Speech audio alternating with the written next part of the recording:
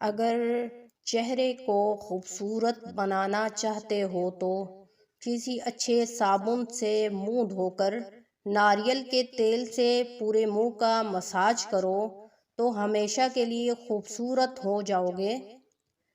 دوران حمل اگر عورت کو خون کی کمی ہو یا کمزوری ہو تو وہ روزانہ ایک چقندر کھائے تو اس سے خون کی کمی اور کمزوری ختم ہو جائے گی۔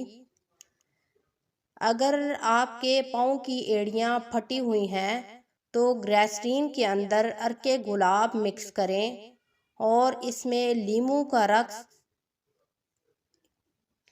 کا رس مکس کر کے رات کو سوتے وقت اپنی ایڑیوں پر لگا لیں تو آپ کی ایڑیاں اگر پھٹی ہوئی ہیں یا خراب ہیں تو آپ کی ایڑیاں بالکل ٹھیک ہو جائیں گی۔ رات کو میٹھا کھا کر سونے سے موٹاپا آتا ہے اور دانت خراب ہوتے ہیں۔ ٹماٹر کا پیسٹ بنا کر اس میں 1 چمچ شہد ڈال کر اور 2 چمچ بیسن ڈال کر اچھے طریقے سے مکس کریں اور پھر اس کو اپنے چہرے پر لگا کر اپنے چہرے کا اچھے طریقے سے مساج کریں۔ اس سے آپ کی چھائیاں بالکل ختم ہو جائیں گی اور آپ کے چہرے سے فالتو بال بھی ختم ہو جائیں گے۔ جس گھر میں عورت روئے اس گھر میں کبھی بھی برکت نہیں ہوتی۔ جو شخص نہار منہ نیم گرم پانی میں شہد ملا کر پیے اسے کبھی بھی کوئی بیماری نہیں ہوتی، کیونکہ یہ ہمارے نبی کی سنت ہے۔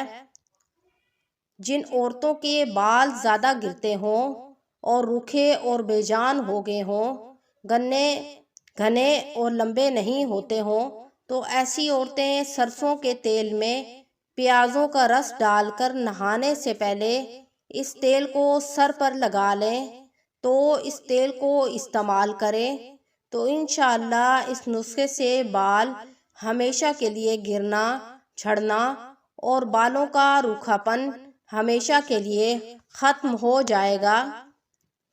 ناریل کا پانی پینے سے سستی ختم ہوتی ہے۔ کیکر کی لکڑی کا مسواک کرنے سے دانت صحت مند اور مضبوط رہتے ہیں اور دانتوں کو کبھی کیڑا نہیں لگتا اور دانتوں کی سفیدی اپنی جگہ قائم رہتی ہے۔